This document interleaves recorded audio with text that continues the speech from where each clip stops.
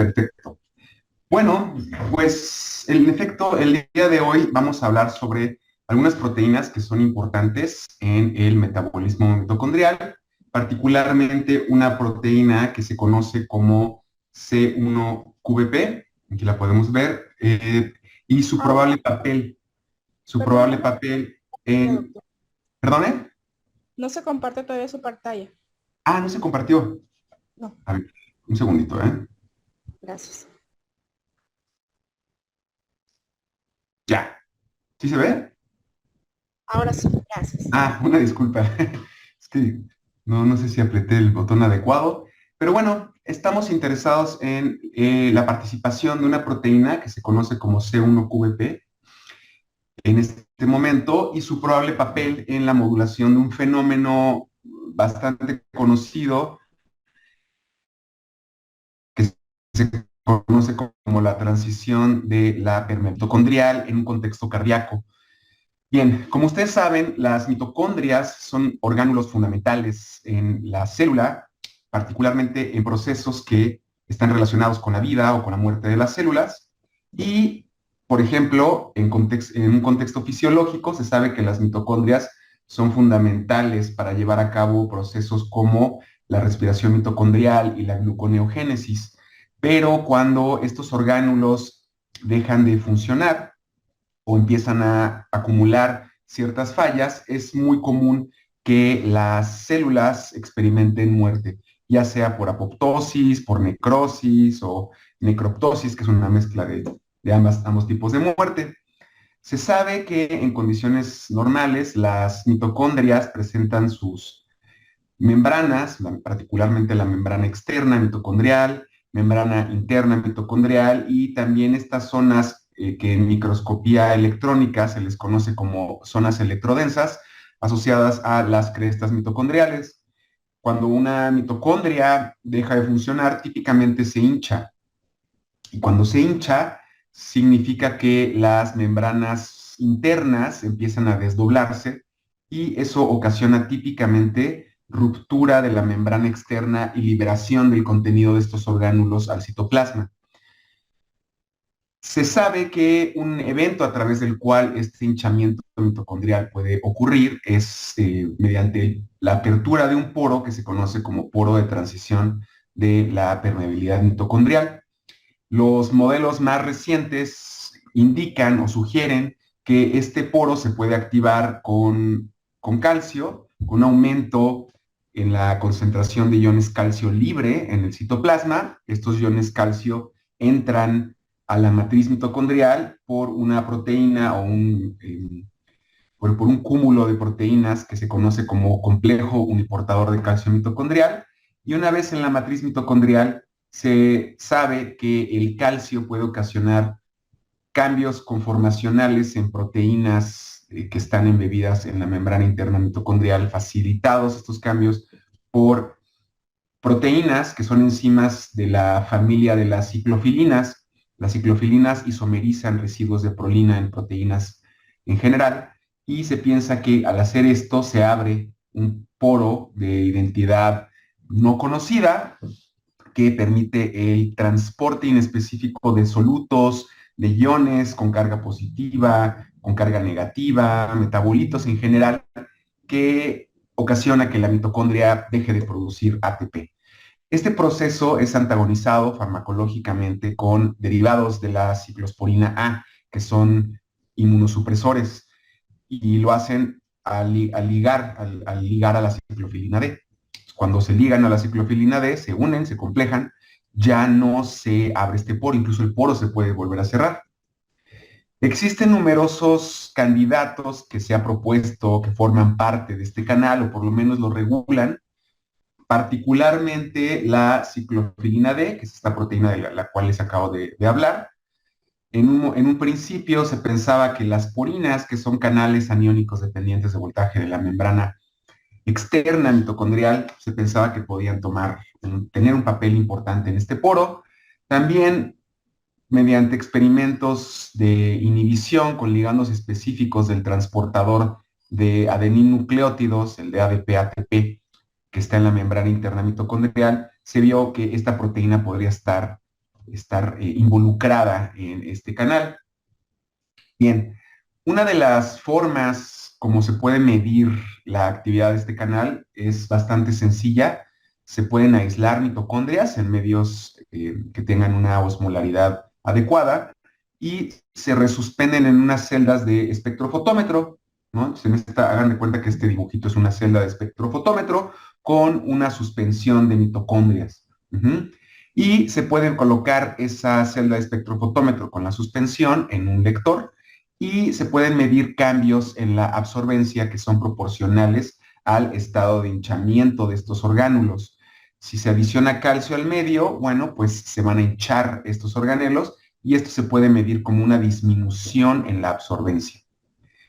De tal manera que si graficamos la absorbencia con respecto al tiempo, al adicionar mitocondrias y un pulso de calcio, podemos observar una disminución repentina en el hinchamiento, ¿no? Que es justo lo que se está observando en este gráfico, hasta que se llega a un estado basal, donde los orgánulos ya no se van a hinchar. En un microscopio, una micrografía de microscopio de fluorescencia o confocal, se puede teñir la red mitocondrial. En una célula en cultivo se ven como estas estructuras reticuladas. En presencia de calcio, estos orgánulos tienden a formar agregados e incluso se forman esferitas que muy probablemente indican que están experimentando hinchamiento en un contexto in vitro. Bien, el papel de estas proteínas de transporte de adeninnucleótidos a través de las membranas mitocondriales y su participación en el poro ha sido bastante documentada. Estas proteínas translocan adeninnucleótidos que se van sintetizando ATP específicamente en la matriz mitocondrial y saca el ATP al espacio intermembranal y el ADP que se genera producto del metabolismo celular ingresa a la mitocondria mediante esta proteína también. Se sabe que el poro de transición es muy sensible a ligandos específicos de esta proteína y de hecho se ha visto que cuando esta proteína es reconstituida en liposomas, puede formar canales electrofisiológicamente mensurables activados por calcio. El grupo de Jeff Molkentin en Cincinnati generó un ratón que carece de las tres isoformas de este transportador, que es la isoforma ANT1, ANT2 y ANT4. No hay ANT3 porque ANT3 es exclusivo de humanos. En ratones tienen solamente esas tres isoformas. Se generaron estos ratones que no tienen ninguna de estas proteínas, evidenciado por Western blot. Y lo que se observó es que las mitocondrias aisladas de estos ratones son sustancialmente resistentes a estímulos que inducen la apertura de este poro, particularmente la adición de calcio. Por ejemplo, se puede ver hinchamiento mitocondrial en mitocondrias aisladas de un ratón silvestre, ¿no? De corazones, y también en presencia de ciclosporina A, se pueden aislar y se someten estas preparaciones a hinchamiento y se ven diferencias sustanciales en el patrón de hinchamiento. Es decir, estas mitocondrias tardan más en hincharse que las mitocondrias aisladas de un ratón silvestre que no ha sido tratado con ningún compuesto, ¿no? Las mitocondrias aisladas de ratones que no tienen isoformas de esta proteína transportadora tienen una mayor resistencia al calcio, tardan mucho más en hincharse. Si se les adiciona ciclosporina A, vean cuánto tardan en hincharse. Es muchísimo el tiempo que tardan en hincharse y un estímulo de calcio muy elevado. En los ratones triple mutante todavía más, tardan mucho más en hincharse. Y si estas preparaciones son incubadas con este fármaco ciclosporina A, las mitocondrias ya no se hinchan. De hecho, es necesario adicionar un compuesto que se llama alameticina, que genera poros inespecíficos en las membranas, y ahí ya se puede ver el hinchamiento de las mitocondrias. Entonces, estos ratones son sustancialmente resistentes a la apertura de este poro. Ratones knockout, es decir, que son mutados para una proteína en específico, carentes de ciclofilina D, aquí se puede observar por Western blot, también son sustancialmente resistentes a la apertura de este poro inducida por calcio, al hinchamiento de las mitocondrias, ¿no? Se adiciona calcio y vean que las mitocondrias aisladas de estos ratones mutantes, pues simple y llanamente no se hinchan. No así las mitocondrias aisladas de los ratones silvestres que se hinchan, o de los ratones heterocigotos que tienen solamente una copia o un alelo funcional de este gen que codifica para la ciclofilina D, que es este componente que les estoy platicando, ¿no? Sin embargo, es importante mencionar que las mitocondrias aisladas aún de estos ratones se pueden llegar a hinchar, los ratones mutantes, siempre y cuando se adicionen cantidades enormes, muy elevadas de calcio, 2 milimolar de calcio, que es muchísimo. En un citoplasma, en un corazón, la concentración de calcio es del orden nanomolar, en condiciones muy específicas puede llegar incluso a micromolar, pero ya milimolar es demasiado de calcio, ¿no? Sin embargo, en estas condiciones experimentales sí se puede observar hinchamiento. Bien, también se ha observado que las mitocondrias bueno, mejor dicho, los tejidos de ratones que carecen de la ciclofilina D son resistentes a el daño inducido por isquemia reperfusión o un modelo de infarto al miocardio. Vean, por ejemplo, que los ratones silvestres pues tienen un área de infarto sustancial, cercana al 45% en promedio, y ratones mutantes disminuyen esa área de infarto alrededor del 30%. Tienen una cardioprotección estos ratones mutantes. En condiciones de inhibición de la ciclofilina se puede también observar un cambio sustancial, una disminución en el área de infarto. Estos ratones también son resistentes a un modelo de daño cerebrovascular. Se ha observado que los ratones silvestres que son sometidos a un modelo de esta naturaleza presentan áreas de infarto considerablemente grandes y los ratones mutantes carentes de esta ciclofilina pues presentan una menor área de infarto. Bien, con esto en mente, lo que quisimos evaluar es el interactoma de esta proteína que sabemos que regula este poro, que es la ciclofilina D. Es decir, ¿qué otras proteínas que están en las mitocondrias de corazón se unen a la ciclofilina D? Para ello, llevamos a cabo ensayos de interacción tipo pull-down, en donde se clonó en un plásmido, aquí tenemos un plásmido de la familia PGEX, en el sitio múltiple de clonación, el cDNA correspondiente a la ciclofilina D de ratón, fusionado a la enzima glutatión S-transferasa, de tal manera que se puede expresar esta proteína en un contexto recombinante, en Escherichia coli, se induce con isopropiltiogalactósido a la expresión de la proteína, y esta proteína quimérica se puede unir a resinas que tienen unido de manera covalente al glutatión.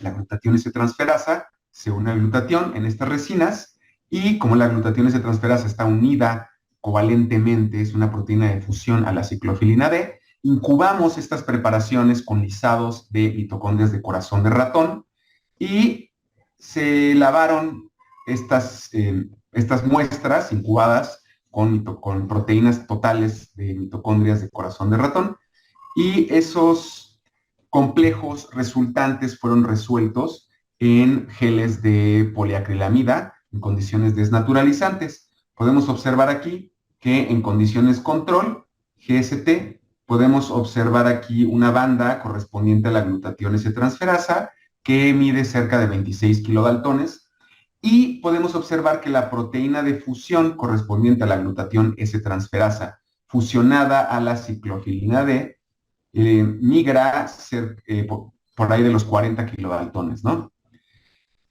Cuando se hacen estos ensayos, y se tiñe con plata, porque es una tinción muy sensible, podemos observar proteínas que se unen en condiciones control, ¿sí? En condiciones solamente en donde se hizo estos ensayos de interacción con la glutatión S-transferasa, pero también vemos proteínas que no se observan en el control, que muy probablemente se están uniendo a la ciclofilina D. vemos ahí bandas correspondientes a proteínas que no se ven en el control o que se ven más, mucho más densas, ¿no? Estas bandas. Entonces, estas bandas, lo que se hizo es que se cortaron con un bisturí y se eluyeron, se electroeluyeron y se mandaron a secuenciar a un equipo de masas. Entonces, de esa manera, pues se puede ya saber la identidad de cada una de estas, de las proteínas embebidas en estas bandas. Por ejemplo, una proteína de shock térmico mitocondrial, la HSP70, citrina, una deshidrogenasa de la beta oxidación, mitofilinas, otras proteínas de estrés térmico, subunidades de la ATP sintasa, subunidad alfa, subunidad beta, un transportador de fosfato, una proteína de la cual vamos a hablar hoy que se llama C1QVP, y también se observaron subunidades isoformas del transportador de adeninnucleótidos, del transportador de ADP por ATP, ANT1 y ANT2.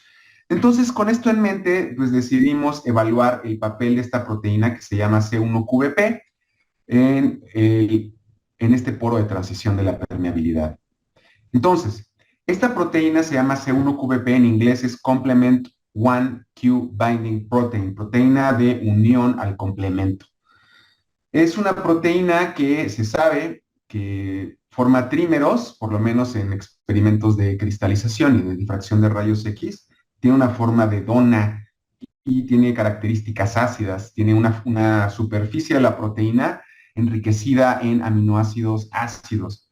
Se sabe que es una proteína chaperona, se une a muchas otras proteínas y tiene un papel importante en la fosforilación oxidativa. Se sabe que también tiene un papel importante en el procesamiento del DNA mitocondrial y se ha propuesto que tiene un papel importante en la muerte celular, en la fragmentación de las mitocondrias e incluso en un contexto de cáncer. Entonces, con esto en mente, el grupo de investigación en donde yo llevé a cabo este proyecto hicieron un ensayo de sobreexpresión de la proteína C1QVP en fibroblastos. Es decir, fibroblastos que fueron infectados con un adenovirus que expresa a la proteína C1QVP fusionada al epitope MYC. En estas condiciones se observó un aumento en la expresión de la proteína, tanto medida con el anticuerpo anti-MYC como con un anticuerpo específico contra la proteína C1QVP. No así la proteína control, la gliceraldehído 3-fosfato deshidrogenasa. También se observó que esta proteína pues, es una proteína mitocondrial, eso ya se sabía, pero se confirmó que aún con este epítope MYC fuera una proteína mitocondrial y se observó que las células que sobreexpresan esta proteína eran sustancialmente más resistentes a un modelo de muerte celular inducido por peróxido de hidrógeno. Con esto en mente, también se llevaron a cabo experimentos de apertura del poro inducido por calceína, inducido por peróxido y medido con calceína mitocondrial, y se observó en efecto que el peróxido de hidrógeno tiene menores efectos en la transición de la permeabilidad que se mide con este indicador fluorescente en las células que tienen una sobreexpresión de esta proteína C1QVP. También se observó una menor muerte celular medida con estos kits que miden la presencia de yoduro de protidio en el núcleo. Entonces, con esto en mente, pues se propuso que en efecto estas proteínas puede tener un papel protector en la muerte celular y probablemente a nivel de este poro de transición de la permeabilidad. Con esto en mente quisimos saber si esta proteína interaccionaba con la ciclofilina D dentro de células, dentro de células vivas. Y para eso lo que hicimos fue fusionar a la proteína C1QVP con la proteína verde fluorescente y a la proteína ciclofilina D con la proteína cherry. En los dos casos son proteínas fluorescentes, pero la proteína verde fluorescente y la proteína cherry se comportan como un par FRET, es decir, que son proteínas fluorescentes que pueden absorber luz y la absorción de luz por una proteína puede hacer que la otra proteína emita. Particularmente, la proteína verde fluorescente es excitada con una luz de un rayo láser, un microscopio confocal, a 488 nanómetros, y eso va a ocasionar que la proteína verde fluorescente emita luz y probablemente excite a la proteína cherry. Si la proteína cherry emite luz a 610 nanómetros aproximadamente, y nosotros solamente excitamos la muestra a 488 nanómetros, significa que estas dos proteínas, están muy cerca dentro de la célula, del orden de angstroms, de cercanía. Y por lo tanto, nuestros experimentos de interacción estarían pues más fundamentados ya en un modelo in vitro, ¿no? En células in vitro. Entonces, eso fue lo que hicimos. Transfectamos células en cultivo, fibroblastos de ratón, con el plásmido donador, que expresa la proteína GFP, fusionada a C1QVP, y el aceptor, que expresa la proteína, la ciclofilina D, unida a la proteína fluorescente cherry. Hicimos los experimentos y podemos observar que, en efecto, las células expresan manifiestan fluorescencia de color verde, muy probablemente debido a la presencia de la proteína GFP.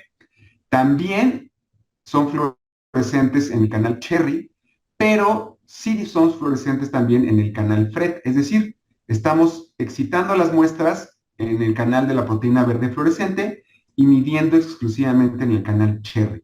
Eso significa que las proteínas están muy cerca y se puede incluso determinar un índice FRET de qué tan cerca están estas dos proteínas en color morado. Entre más morado esté la muestra, pues más cerca están ambas proteínas. Hicimos el experimento opuesto, es decir, fusionamos a la ciclofilina D, a la proteína verde fluorescente, y a la proteína C1QVP, a la proteína cherry, y se observó el mismo fenotipo. Hay fluorescencia en el canal FRET, pero no así en células que fueron transfectadas con un vector que tiene exclusivamente a la proteína verde fluorescente. En el extremo N-terminal tiene un péptido señal a la mitocondria.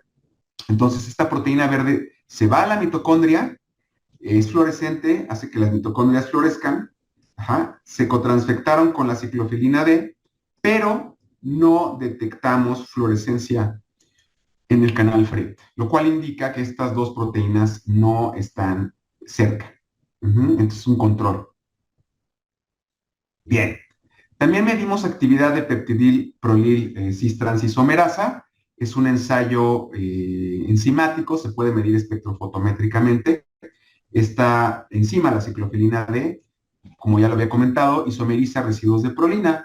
Entonces, existen péptidos que uno puede conseguir de manera comercial, que pueden cambiar su estado de isomerización y son cromóforos, es decir, pueden absorber luz a 410 nanómetros, ¿no? La ciclofilina lo que va a hacer es que isomeriza este enlace que está aquí, y de esa manera una enzima, que es la quimiotripsina, puede degradar ese enlace peptídico, se libera un cromóforo, que es este.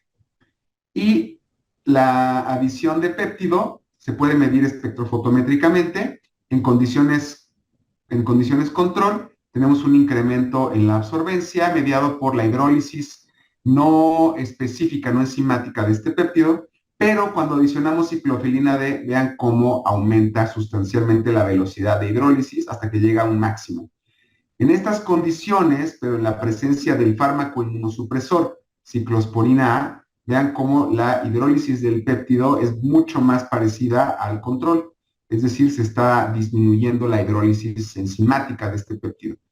Hicimos este mismo ensayo al coincubar a la ciclofilina D con la proteína C1QVP, que ya sabemos que interaccionan, y pues no se observó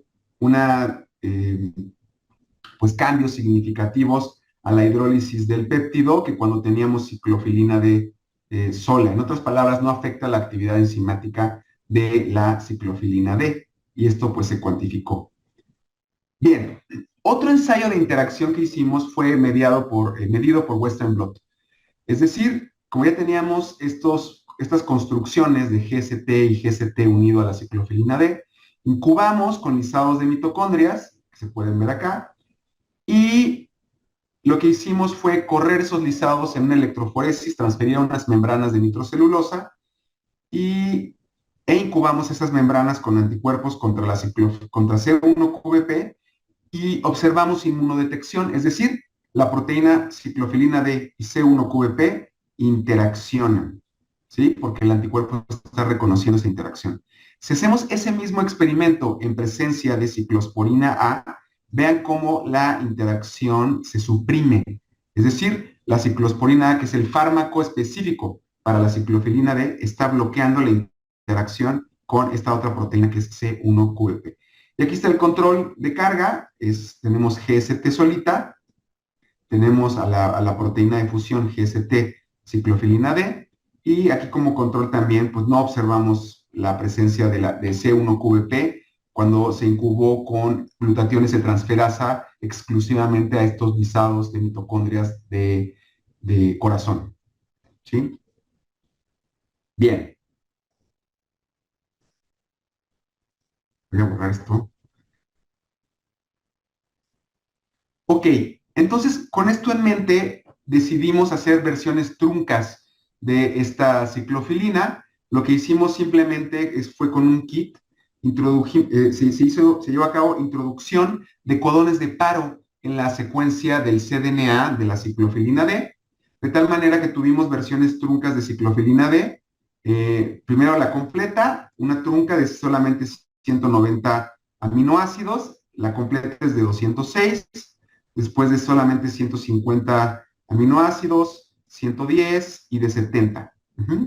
Pongo aquí el número 30 porque esta proteína, cuando se introduce a la mitocondria, es sintetizada a partir de un gen nuclear, sufre una edición en el extremo N-terminal.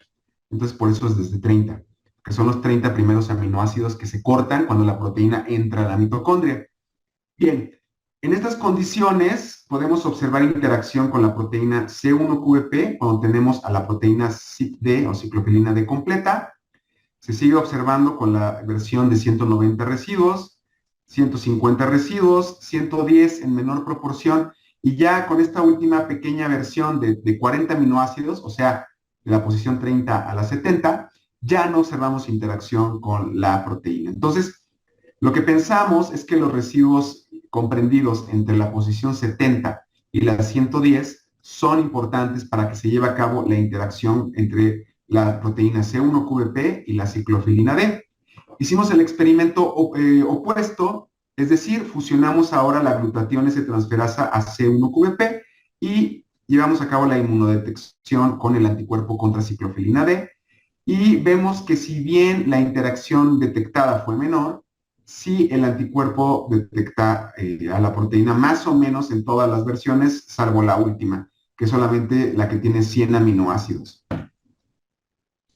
De forma interesante, también estos complejos los sometimos a incubación con anticuerpos contra otros componentes de la fosforilación oxidativa, particularmente la subunidad alfa de la ATP sintasa, complejo 4, complejo 3 y complejo 2.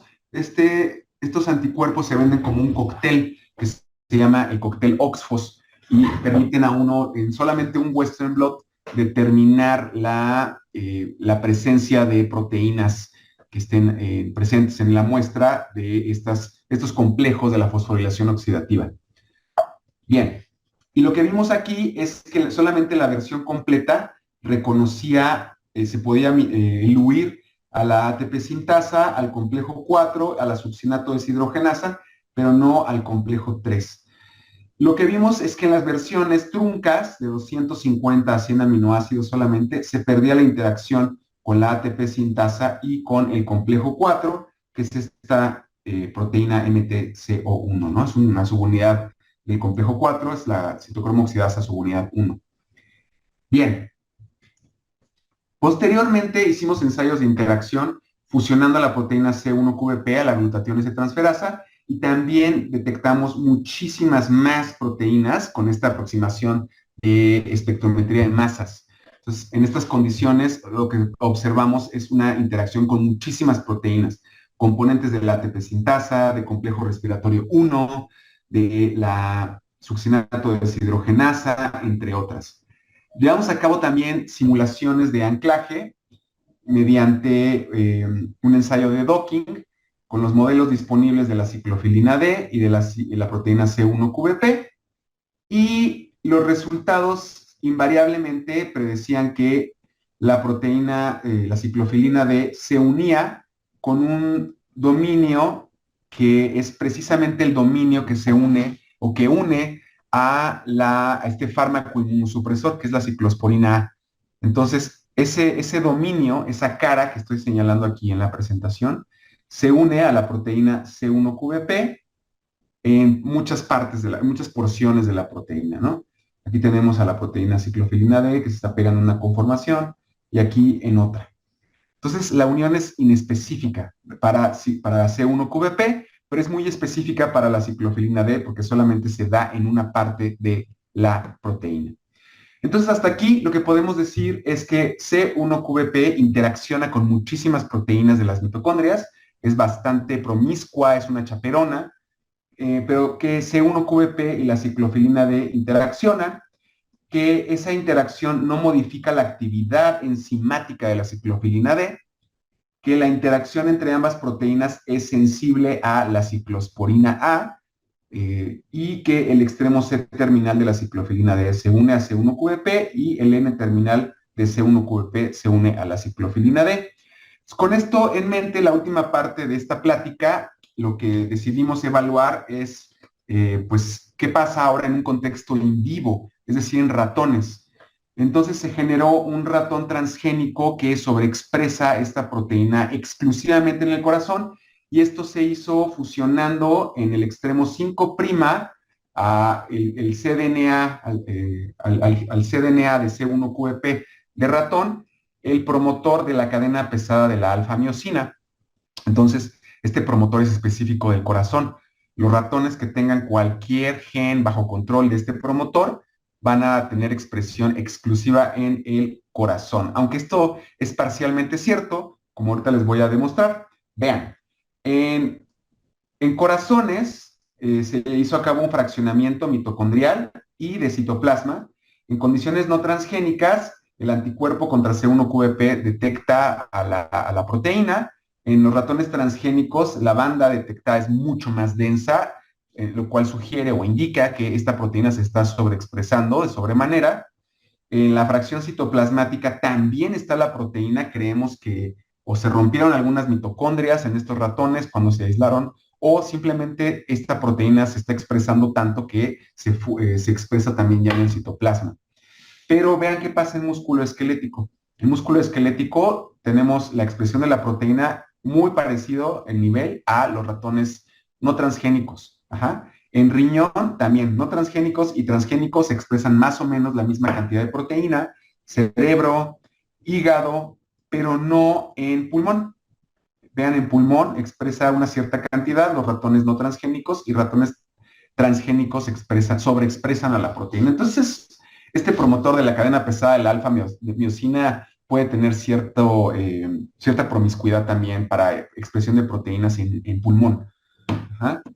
Bien, entonces con esto en mente, lo que hicimos posteriormente fue cuantificar, ahí voy a borrar esto, cuantificamos la expresión de diversas proteínas que pensamos podrían formar parte de este poro. Por un lado, C1QVP, la ATP sintasa, ciclofilina D, ANT. Este es un transportador de fosfato que pensábamos formaba parte del poro, pero en realidad su actividad sobre el poro no es tan obvia, no es tan dramática. Bien, se le hicieron estudios a estos ratones, ecocardiografía, y no se observaron cambios sustanciales en la fracción de acortamiento. Entonces, lo que quisimos observar es, bueno, ¿qué pasa si aislamos mitocondrias y ya medimos actividad de este poro? Esto lo hicimos ahora con otro ensayo, ya no el de hinchamiento, sino uno que se llama ensayo de capacidad de retención de calcio. y lo que se hace es que se incuban a las mitocondrias con un colorante que es fluorescente y que no entra a las mitocondrias, pero cuando se une al calcio, se aumenta la fluorescencia que se puede medir en un fluorómetro. Si el calcio entra a las mitocondrias, va a disminuir la fluorescencia. Ay, perdón, va a disminuir la fluorescencia. Aquí lo tenemos, ¿no? Cuando el calcio entra a las mitocondrias, disminuye la fluorescencia porque el fluoróforo no entra a las mitocondrias, pero el calcio sí. Y cuando se despega el calcio del fluoróforo, se apaga la fluorescencia, ¿no? Entonces tenemos estas bolitas verdes oscuras. Bien, se pueden hacer varios pulsos de calcio, se adicionan pulsos de calcio que se pueden establecer experimentalmente, 1 micromolar, 5 micromolar, 10, etcétera, y se cuantifica el número de calcio, de pulsos de calcio, antes de que las mitocondrias empiecen a liberar calcio, que se ve como un aumento en la fluorescencia, que es esto que se ve aquí. Ese aumento en la fluorescencia nos está indicando que este poro de transición de la permeabilidad se está abriendo en las mitocondrias del corazón. También se llevó a cabo ensayos clásicos de hinchamiento y pues no observamos muchas diferencias. Los ratones que sobreexpresan esta proteína tienen un patrón de hinchamiento similar al control y los ratones que sobreexpresan esta proteína tienen un patrón de acumulación de calcio muy parecido a los ratones control. Entonces, probamos otros inductores y tampoco vimos cambios muy sustanciales. Lo que sí vimos es que estos ratones que sobreexpresan esta proteína, que es C1QVP, también manifiestan cambios en la expresión de otros componentes de la fosforilación oxidativa, particularmente complejo 4. Estos son ensayos por triplicado y podemos observar que complejo 4 se disminuye la expresión, al menos de esta subunidad que es COX-1. También de una subunidad del complejo respiratorio 1 que se llama GRIN19 y otras del complejo 1 como NDUFB8, etcétera. Se cuantificó y se hizo análisis estadístico y en efecto la sobreexpresión de C1QVP en el corazón lo que hace es disminuir los niveles de proteínas de la fosforilación oxidativa. Quisimos saber si esto tenía alguna relevancia en ensayos de consumo de oxígeno y en efecto lo que observamos es que en ensayos de consumo de oxígeno, como ustedes saben, las mitocondrias consumen oxígeno, tienen a la citocromo oxidasa, y esto se puede medir polarográficamente con un oxímetro. Lo que observamos es que en presencia de ADP, que se le conoce como estado respiratorio 3, las mitocondrias que sobreexpresan C1QVP presentan una menor velocidad de respiración. Ajá. Y también en cuanto a la síntesis de ATP, vimos que las mitocondrias aisladas de estos ratones que sobreexpresan a C1QVP tienen menores niveles de ATP y de síntesis de ATP.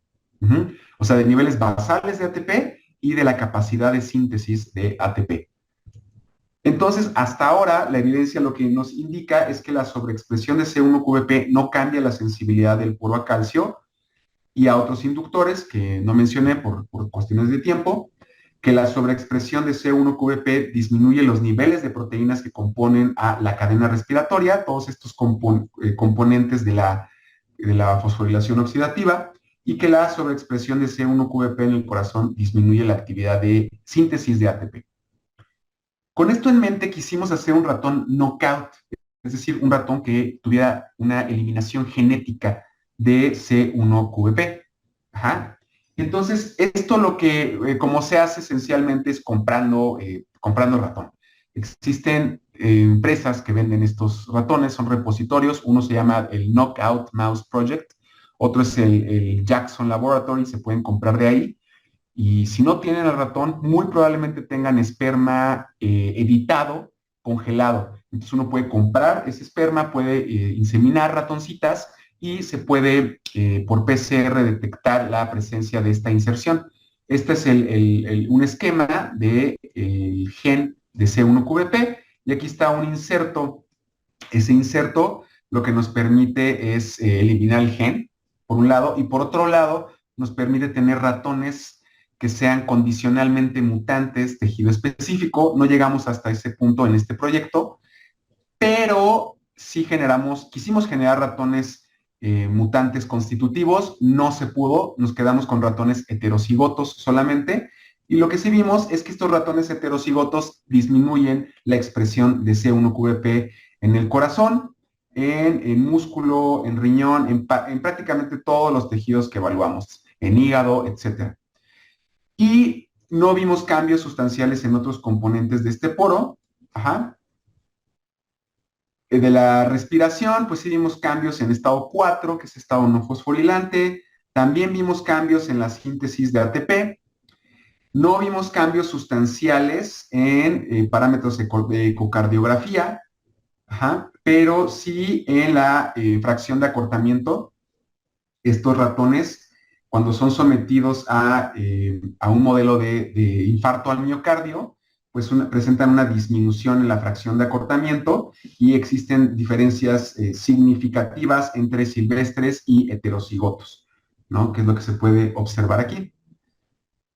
Hicimos también ensayos de capacidad de retención de calcio y aquí sí ya vimos diferencias. Observamos que estos ratones que solamente tienen el 50% de expresión de este gen, necesitan menos calcio para que este calcio, el poro de transición se abra. Ajá. Y aquí se puede observar ya la cuantificación, es significativa.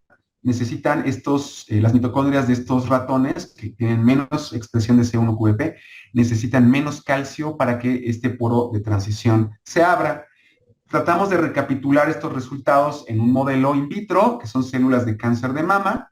Silenciamos la expresión de C1QVP con un shRNA contra C1QVP y vimos el silenciamiento de la proteína y también se observa una disminución en la cantidad de calcio que hay que adicionar a estas células para que las mitocondrias experimenten esta transición de la permeabilidad mitocondrial. Aquí está la cuantificación, es significativa. Y como conclusión global de esta plática, podemos decir que la proteína C1QVP regula la expresión de otras proteínas que están en la mitocondria, proteínas de la fosforilación oxidativa, que la disminución en los niveles de C1QVP va a impactar en la síntesis de ATP y de la respiración mitocondrial, la fosforilación oxidativa, que los ratones que son heterocigotos para C1QVP son más susceptibles al daño generado por un modelo de infarto agudo al miocardio y que las mitocondrias de estos ratones son más sensibles a la apertura de este poro de transición inducido por iones calcio. Y bueno, con esta diapositiva a mí me gustaría concluir, agradecerle a las entidades que participaron en el financiamiento, que es el National Institutes of Health, la Dirección General de Asuntos del Personal Académico de la Facultad de la Universidad Nacional y también a la American Heart Association por haberme dado financiamiento para hacer estos estudios. Aquí está el grupo de investigación en el Dalton Cardiovascular Research Center. Aquí está mi mentor, el doctor Christopher Baines. Yo ando por ahí perdido en la población y este es mi grupo actual de investigación aquí en la Facultad de Química. Estamos estudiando el fenómeno de la transición de la permeabilidad mitocondrial, ya no solo en ratones, en otros organismos, levaduras, en plantas.